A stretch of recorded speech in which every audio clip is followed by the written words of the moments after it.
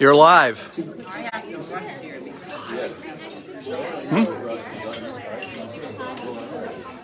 Now I go through.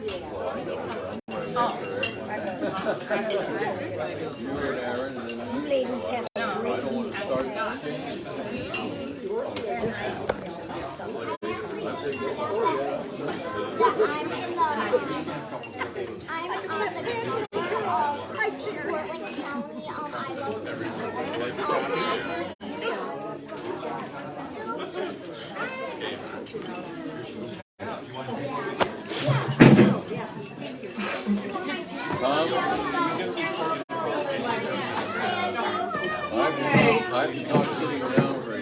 I think we are ready to get started. And so it's important for everybody to know that Session has been involved in this process from the very beginning, throughout the process until this point. And so I'm to share Session's role with you from the beginning to the creation of the Mission Study Team. So I'll go through the timeline. It was back in November 2019 that Pastor Dave brought to our attention that at some point he will retire. And so he presented the idea of hiring an associate pastor who could work with him for a 2 or 3 year period in order to provide an easy transition. Session discussed the idea that the associate pastor could maybe focus on young adults and middle-aged members. Now, I do want to say that this was our goal for quite some time, but we're not here today to hire and come up with a plan for an associate pastor, and I don't think. And so I just thought I should mention that before I move on so that you don't think, oh, is that what we're going to discuss today? So at any rate, that was November. By March 2020, Session had voted to proceed with the plan. Session met with representatives of the Presbyterian Committee on Ministry who explained the process, and then a committee was created and approved by Session, and this committee would come up with a plan. The committee in March presented the plan to Session, and it was accepted. So we were ready to go. And then we were shut down by COVID.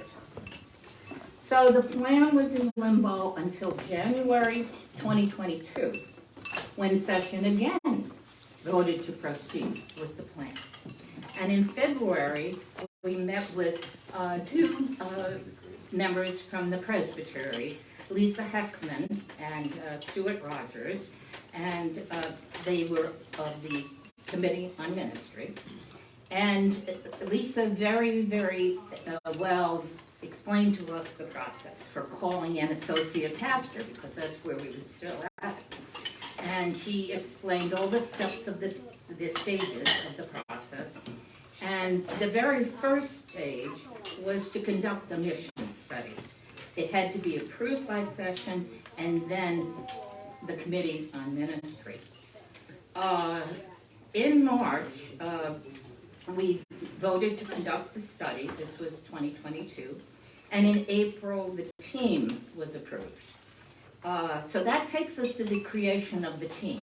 However, before I pass this on to Scott, and I'm afraid I left my book over at my seat. So if somebody could go through that bag, Harriet, and she was standing. Of course, anything for you. Yeah. Anything. I want to tell you just a little bit about this book. So at that February 23rd meeting, Lisa Heckman brought to our attention this book written by Todd Bolzinger, Canoeing the Mountains. The subtitle being Christian Leadership in Uncharted Territory. And the author has compared its analogy of the Christian church at this time, the 21st century, to Lewis and Clark's Looking for the Northwest Passage. Lewis and Clark navigated the rivers. They were in canoes until they faced the Rocky Mountains. What were they to do? There was no Northwest Passage by canoe. So do they return to Washington, D.C., or do they adapt? And we know, I think we know, all of us know, that they decided to abandon the canoes and to adapt. So they say that, or Todd Bolsinger, that we, the church, like Lewis and Clark, are at a crossroads. We are in uncharted territory. We need to adapt. We need to change. But he says that too often we keep canoeing even though there is no river. So he directs us to determine our mission and always remember that mission. We need to remember that our mission demands that we make decisions based on conviction. And I just want to say that this book was ordered for us by Pastor Dave, and for us being in session, we all read it. And then when the mission study team started up, they read it, and I think that it has provided us with a guide and a foundation for continuing. If anyone is interested in the book, we do have some copies that can be loaned out. So, at this point, I'll pass it over to Scott.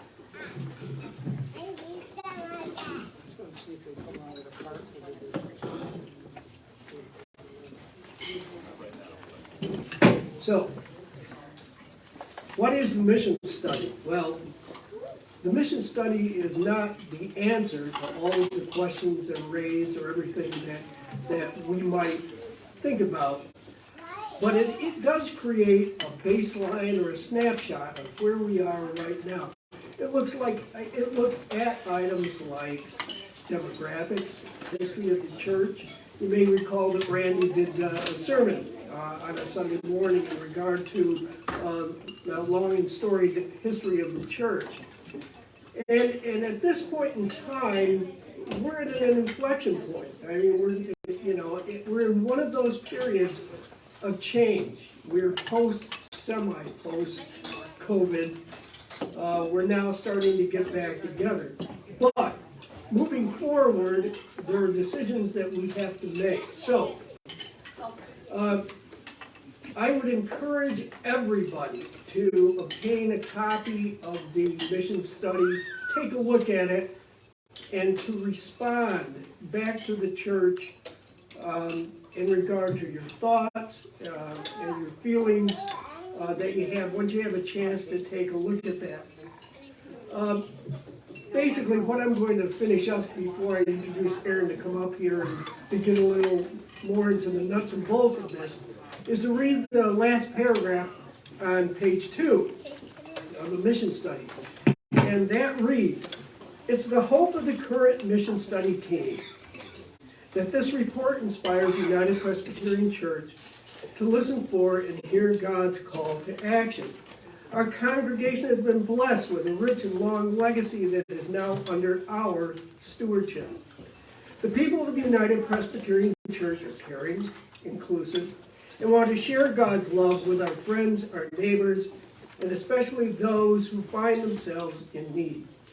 This mission study is meant to help the UPC reflect God's love in ways that also reflect the changes in our local community, as well as our nation and the world at large." So, Aaron. So this is another checkpoint in a long journey for the mission study team. And when we began the journey, our mission was really to produce a report that would guide a search for an associate pastor. What I think was apparent in the conversations that I had with the team, with Randy and Jan and Cindy, is that we were really wrestling with who we wanted to become as a church And in order to do that, we really had to reflect on who we are and who we have been. And so the history, the demographics, all of the work that went into it, Canoeing Through the Mountains in that book was incredibly important. But I think what you'll see when you read through this was a group of people who came to the conclusion that an associate pastor is not going to solve our problems. It's not going to let us elevate the amazing things of this church. It's the people within the church that are here today and the folks at home and are part of our greater community that are going to do those things. And so we wanted to produce a report that reflected that thought process and that journey that we went on. I know that the four of us had some incredible conversations, and the five of us actually. Dave was right there along with us every step of the way. And those conversations stuck with me long after the meeting ended. And as someone who was baptized in this church and has been here for a while, it really impressed upon me a feeling of gravity on the gift that we've been handed by the history that we have, and really the responsibility that we have moving forward. So, table of contents, you all can take a look, but it really reflects a typical mission study. We did have a blueprint that we followed along, and we wanted to make sure that we had congregation input along with a survey, that we took the history as a part of this. But what that led to is us really kind of taking a look at what the DNA was of our church. And so I'm going to come back in just a little bit and talk about what that DNA looks like. But it's an important part of this process. There's 4 appendices that are incredibly interesting. The historical perspective, the demographic. We wanted to make sure that all of the survey responses were available for everyone, but we didn't want to print them out in a report for everybody. So if you are interested in those, Dave has them. We've removed the identifiers from the responses. So if you want to read the responses, you can't really guess who it is. There's only so many 20 to 30-year-olds that probably filled this out, so we wanted to make sure we removed all of those identifiers from the statements. So that is the report in and of itself. A little bit about who filled out the report. We felt really good about it. Our goal was 50. We wanted 50 people to respond. We hit 52. We smashed the goal. And honestly, it's pretty reflective of what we see on Sunday mornings. So if we take a look, this will show us 44.2% are ages 70 to 80 that filled out. So that's the biggest portion of this. And then 60 to 70 is 17.3%. So those really make up the biggest respondents, which I think would make sense to everybody here. But we did have a fair number of folks from that age range 20 to 50 that also participated. And I can tell you, reading through, the responses were incredibly thoughtful. And we gleaned so much information from all of you about who we are as a congregation today. And that really was so important to the process that we went through. How long have you been attending services at the United Presbyterian Church? So 20 plus years, 77% of us. And yes, that's us. I'm in that camp. And this really shouldn't surprise anyone either. And although it's the general consensus that we want new members, that we want to build our congregation, as we canoe through the mountains, we have to think differently. And so what are we doing as a community here with the people that we have to create vibrancy, to let this community know that the United Presbyterian Church is an important member of the Portland County community? And I think we have the right people in place to do that. And then a quick look. Do you attend in-person worship services? I thought this was important. Obviously, a lot of folks attend in person, but we do have a number of people who participate online. We still have a lot of members who are now living in other areas that log in through Facebook every Sunday or most Sundays. So we thought that that was a really important piece as well. And as you can see, in the last 6 months, almost a quarter of the people attending our services actually attend online. So that's a shift. That's a blessing that the pandemic has given us. There's a few of those. But it's a part of the evolution of maybe what we'll see moving forward. And we shouldn't be discouraged by that. We should embrace it. All right. Enough for me for now. I'm going to turn it over to Randy, and he will give us a little bit more about the historical references that we took. I won't read the whole 10 pages. Okay.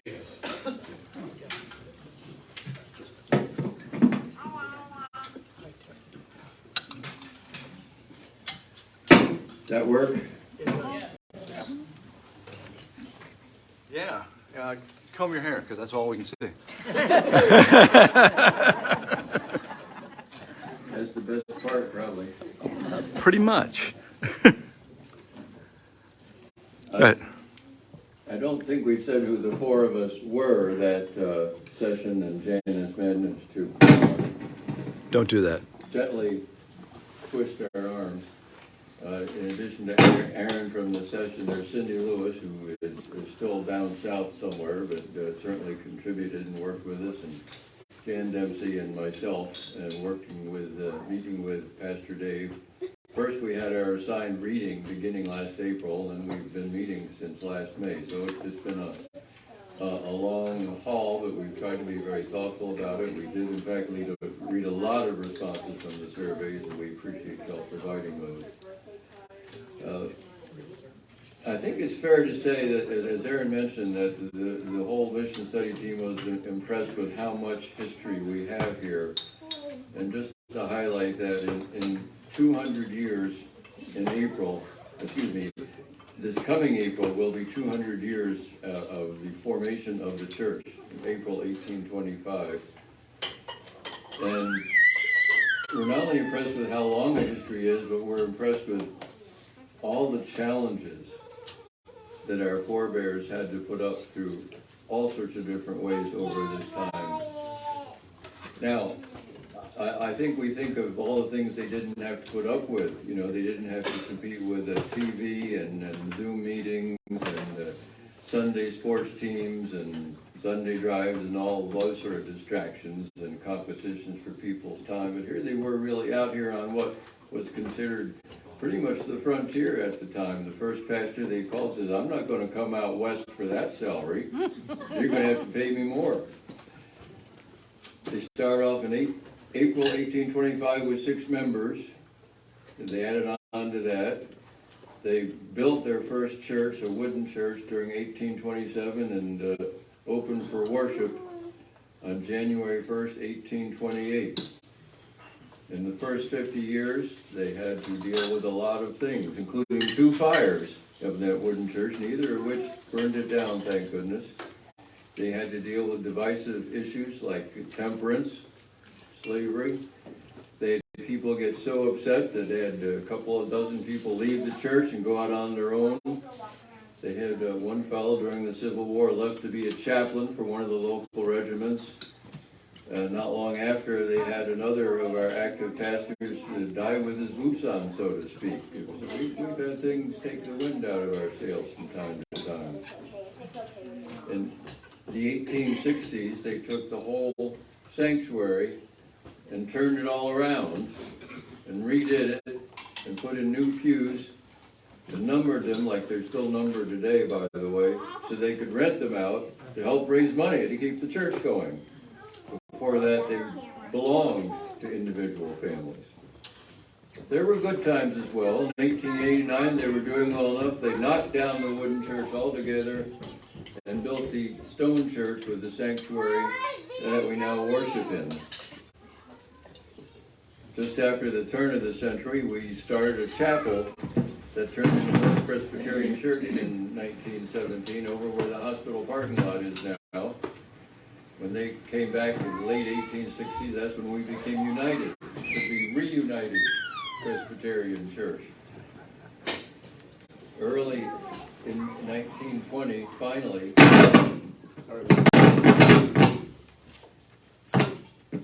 1920, we finally quit charging. Sorry, take a break here a second. Now you talk. In 1920, we finally.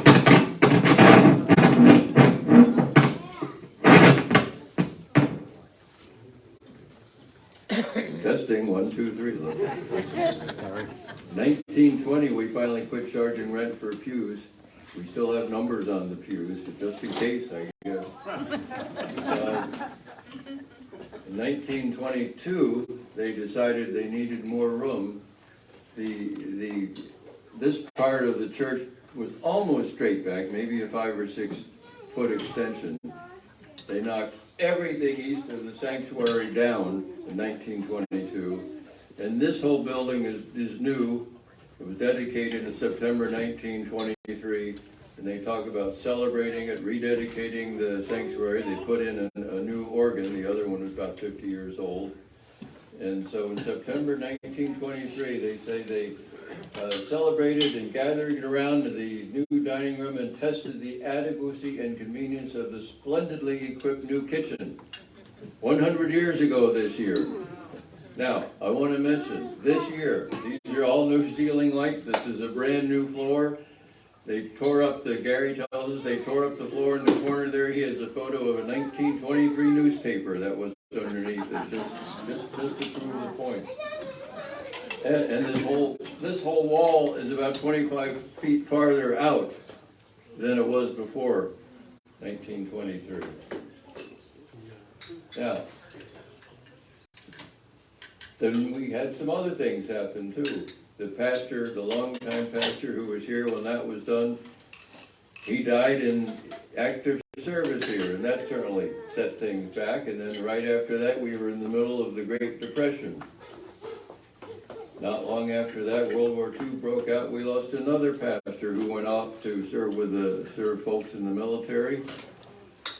And the widow of the pastor who was here when this was built, she went over to be with her son in China, where he was a missionary doctor. They spent some months in a Japanese internment camp before being sent back home. So there were some interesting times.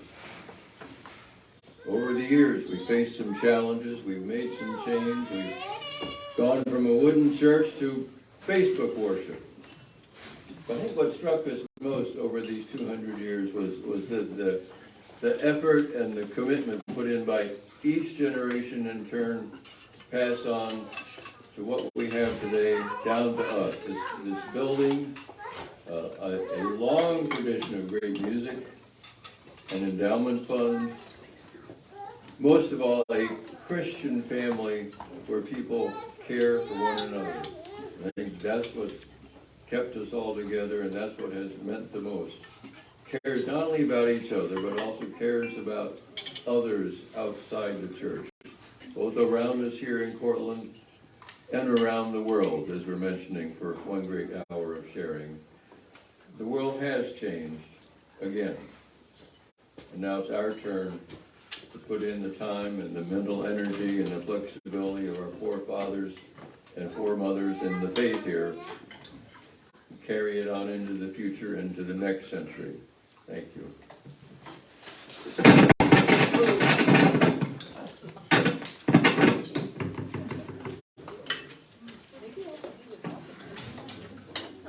All yours, Dan. Maybe I should do without the mic? No. No? Okay. We'll try it.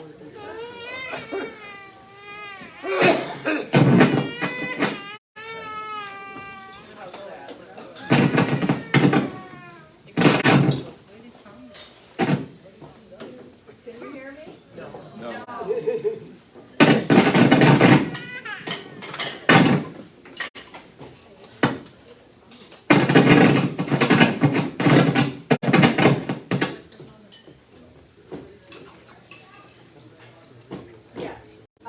Yeah.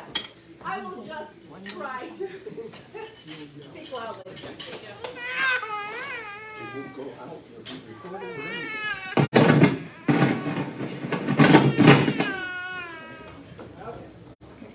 Working?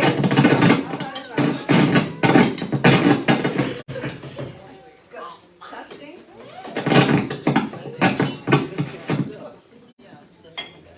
Testing.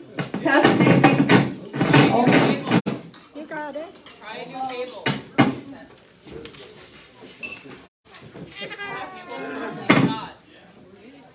Testing.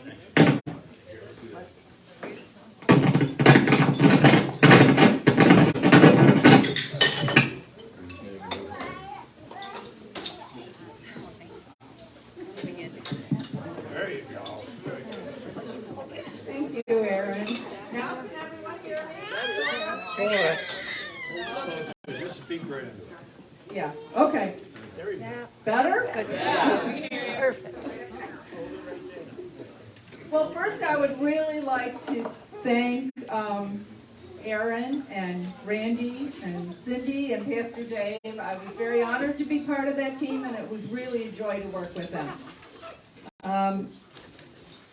Erin covered a little bit of the demographics from the survey.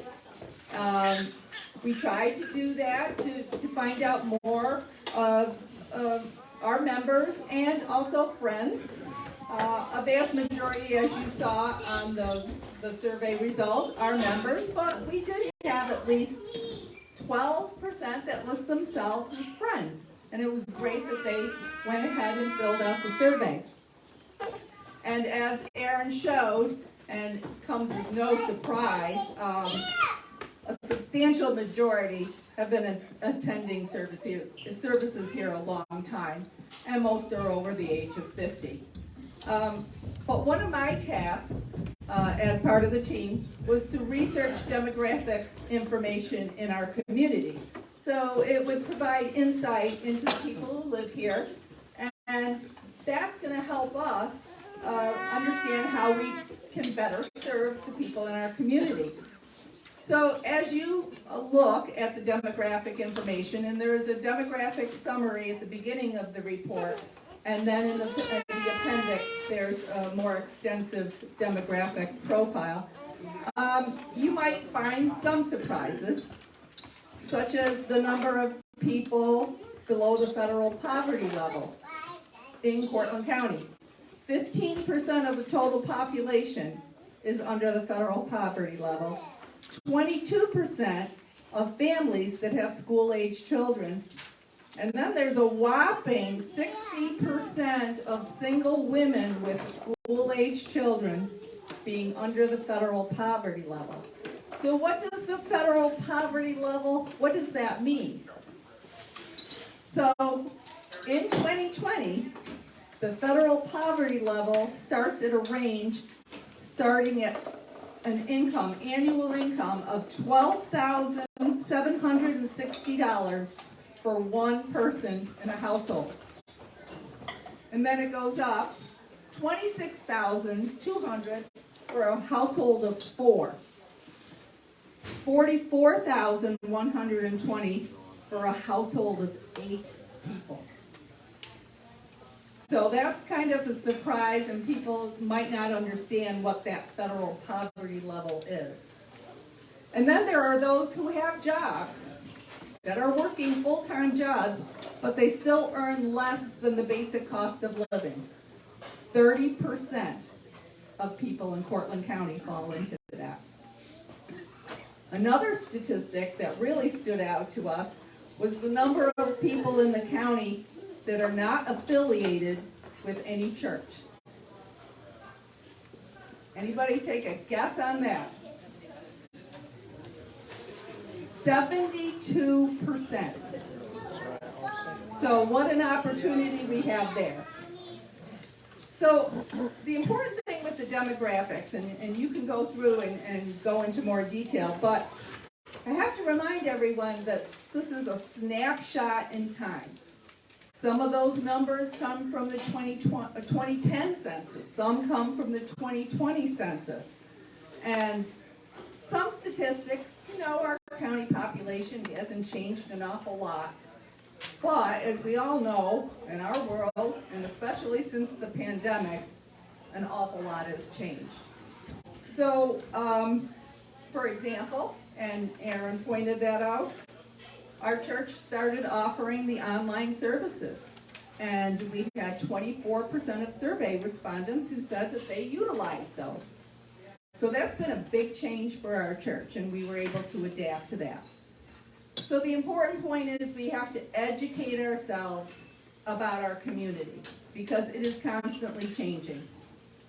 We need to find out about the dramatic spike in the homeless population, which a lot of people are not aware of, and got much worse after the pandemic. Or, as I read in the Cortland Standard, in the last 2 weeks alone, there was an article that said that 40% of New Yorkers,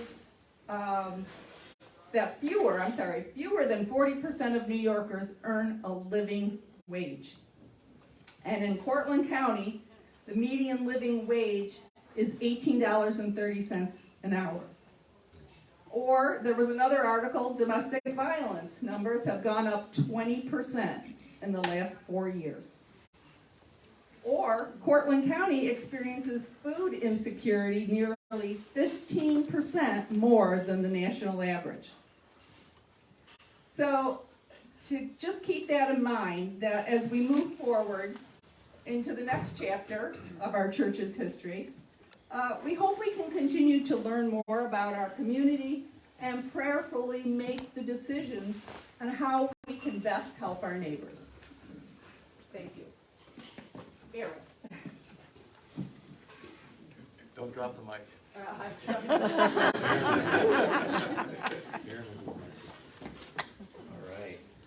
All right. I wish Cindy was here. Yes. Because we did have such an amazing team. We had such great conversations, and it was definitely a blessing to have those 4 teammates and Dave as our guide along the way. And Dave, correct me if I'm wrong here, but as we kind of think about where we sit in our place and time, I was surprised to hear at the center is fellowship. And I think all members of the UPC will agree that we have a unique community of loving individuals that value fellowship. And we all missed it during the pandemic, and we tuned in on Sundays because we craved that sense of fellowship. Right? And so that fellowship has a central home, and that's here. This building, this blessing and curse that is the church that we worship in. So from that, we find fellowship in a lot of different places. We find fellowship in worship. We find fellowship in the mission that we do. All of the different mission projects that we take part of give us an opportunity to find fellowship with one another. Music is a huge source of fellowship for us. And whether that's the people who are creating the music or those of us who gather to listen to the music. So that's a huge component. And then Christian education. We've all been around a while, and we remember how vibrant our Christian education programs were throughout the history of this church. And so they're not going to look the same as they did 10 years ago, 20 years ago, 40 years ago when my grandmother was teaching my Sunday school class. But what can we make them moving forward? And then surrounding all of this is outreach. So how can we basically let our community know that we're here for them, that we're an important member of the community that we serve, and that really is surrounding us all the time. So this is a little bit of a model of what we came up with. Now, in order to kind of define each of these steps, this chart is someplace in the middle of the report. And we just wanted to put a few reminders of what all of these things are. So our church building is the physical legacy, fellowship is our community of caring and faith, and then these 4 elements of who we are. So worship, And then we combine music and arts, and that's visual arts, performing arts, all the incredible creativity we have here. Christian education and mission. And then there's just a few examples below each of those to give everybody a sense of where we've been and what we do. And then outreach. Important thing to keep in mind here, this is not an exhaustive list. If there's something that's really important to you that we didn't put on the list, we apologize. But we just wanted to give a flavor of what falls underneath each of these. All right, I'll let you guys reflect on that a little bit. So for each of these, what we wanted to do is we wanted to create goals. And so the goals that we've put forward, they're all listed in order in the mission study. So you guys can have an opportunity to read through and process all of these. These are suggested goals. These are not things that we as the mission study came up with and feel like, hey, if we hit all these goals, UPC is going to be the biggest church in all of upstate New York. Like that's not where our heads were. What we wanted to do is provide suggestions based on the surveys that we received, based on conversations that everybody on the Mission Study Committee had with our fellow members, and the discussions that we had and the readings that we read.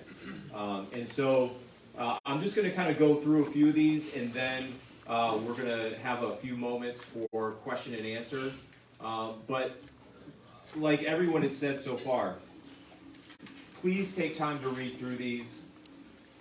Think and pray over them, and really listen for whatever comes to you, so that you can give that feedback to us, to Session, to Dave, because the path that we're trying to forge to move ahead really relies on all of us.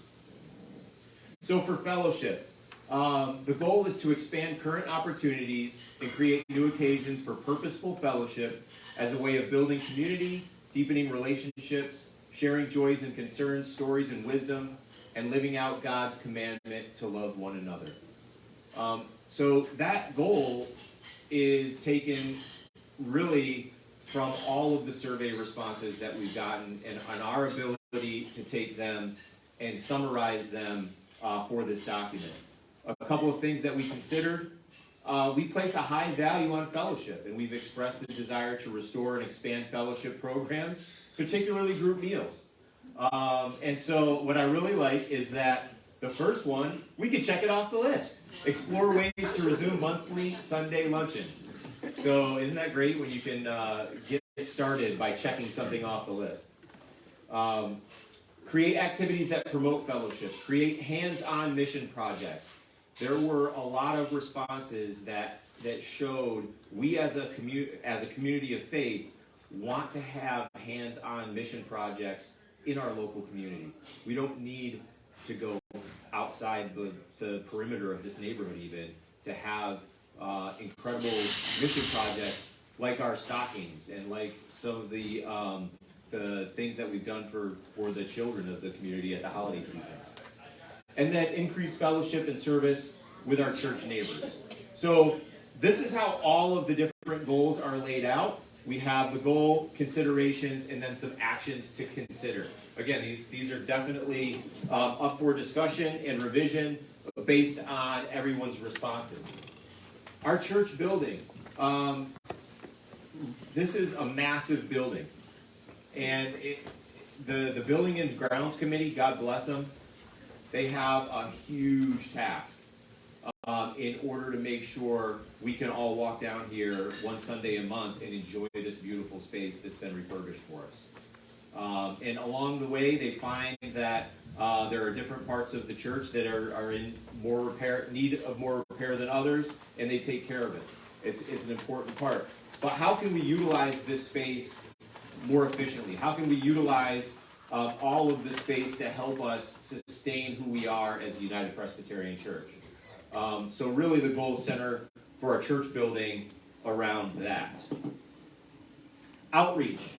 We want to establish an intentional and ongoing outreach program to promote UPC with a focus on letting people know who we are. How many people have heard the United Presbyterian Church on NPR? Right? So this work, again, has already begun. There are people within our church that have been forward-thinking through some of these things.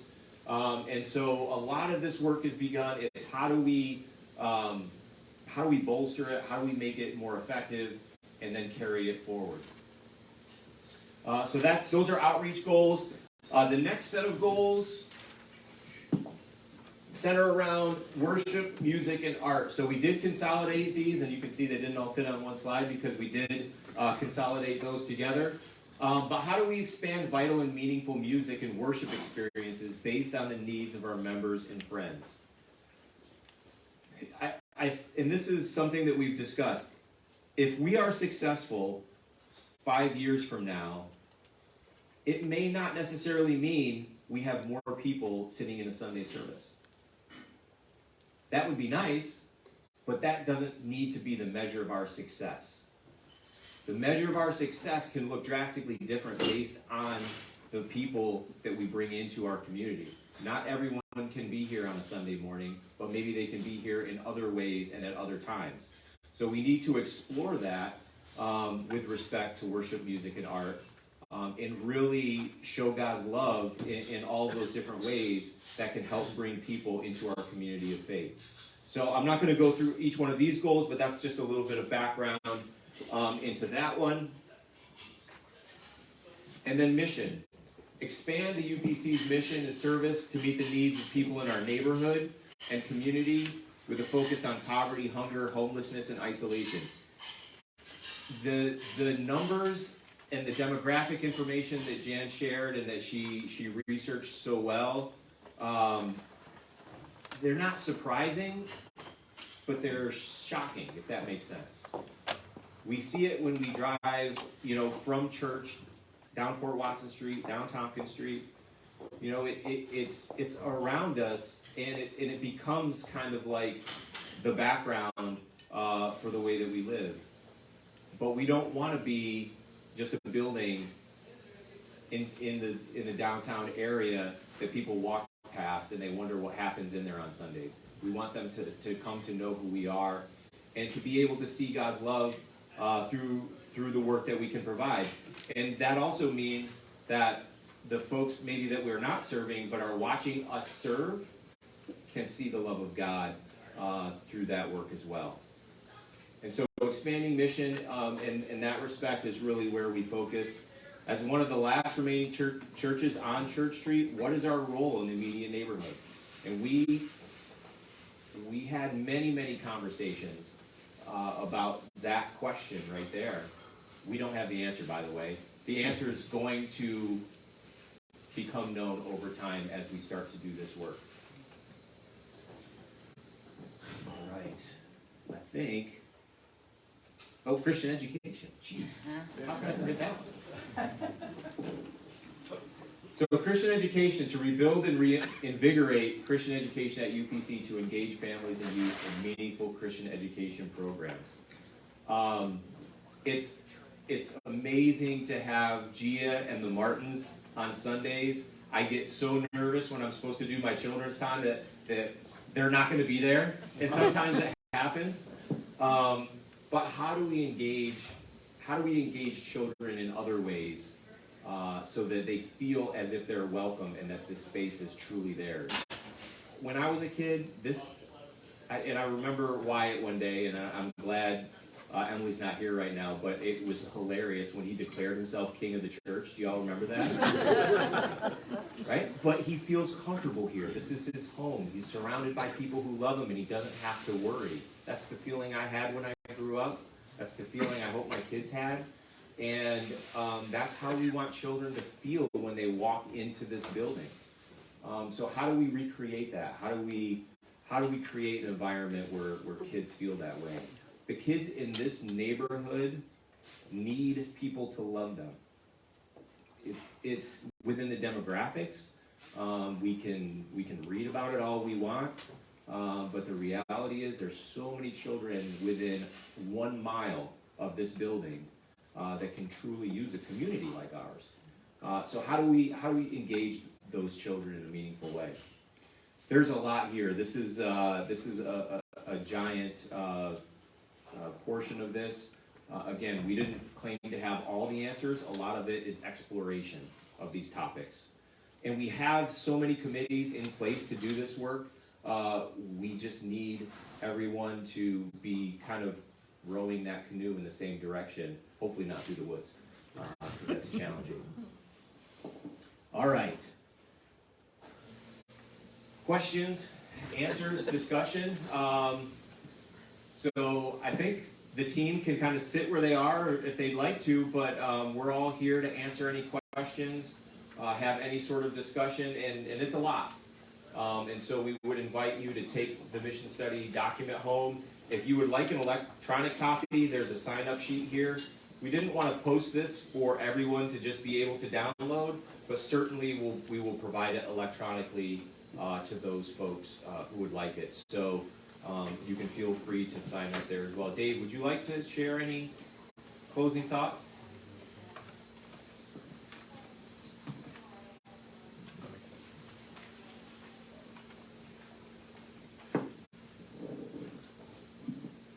Just to say that this was a remarkable team, and it was, the whole process of the mission study was enriched by the responses we got on the surveys. The surveys were key to helping form the direction for this mission study team.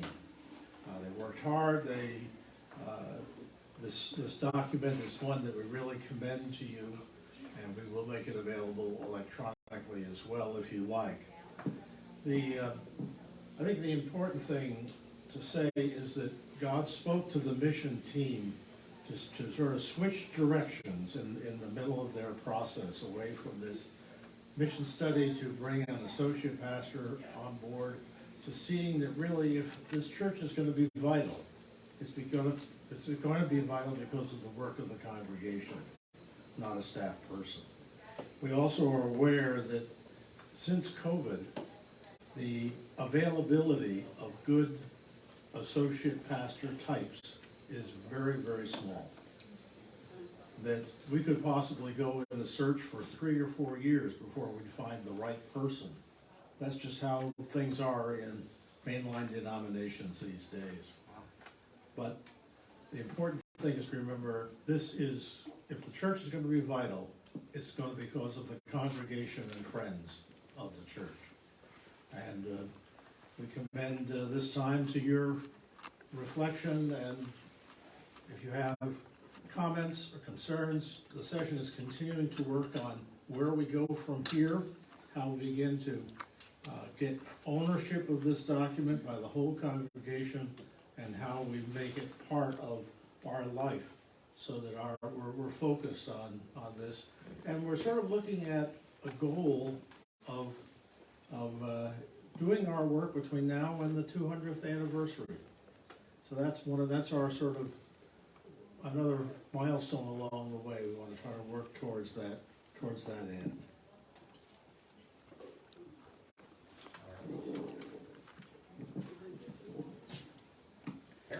Yeah, I also want to, thank you guys and give you a big shout out. This is an extraordinary job.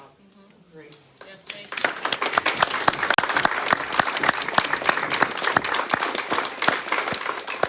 I'm spending a lot of time, particularly with my own firm, which is now 9 years old. And everyone said, you can't start your own investment firm. It's great. But on branding.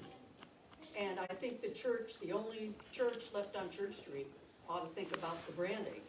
You say we've got 18,670 in the city of Portland. How many in Portland State? I hear 8,000 plus. There's a lot of people, and for the branding, for them to come down to the church, and it's not that far. Just get it up digital. Just get everything, so that they can see that we're doing things. Maybe they could join the choir. Maybe they could, they could do other things. But I think in terms of your mission and looking at where it is, that place has grown, huge. And I would just kind of ask that as a question that you guys could ponder. And, yeah, and like I said, a lot of the work that is already kind of starting with the outreach, the mission outreach has begun. So I think branding is super important, for sure. Yeah, and link up with what's going on up at the top of the hill. Awesome. Concrete idea. Yes. One of the things that always comes up when we try to invite people into the church is that people are intimidated by the new space, and intimidated by the idea of the Presbyterian church.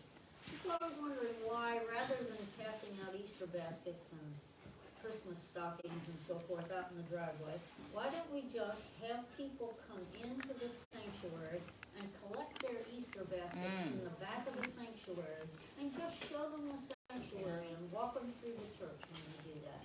And then you're not committed to 20 minutes of passing out freebies, but that's all they care about. You're committed to maybe an hour and a half of actually showing them that it's not that intimidating a space. As a member of Christian Ed, looking at other members of Christian Ed doing this, it's not a bad idea. And honestly, Répétez-vous, s'il vous plaît? repeat the question or the statement? Yes. Okay. She has to translate all my French, so.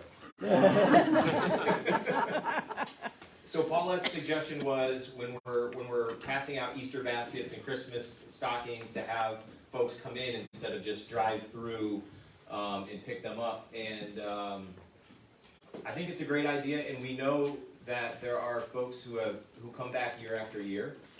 So they're already comfortable with the drive-through. Yes. And they're probably more likely to get out of the car and walk in. Any other breakthrough ideas or thoughts or questions?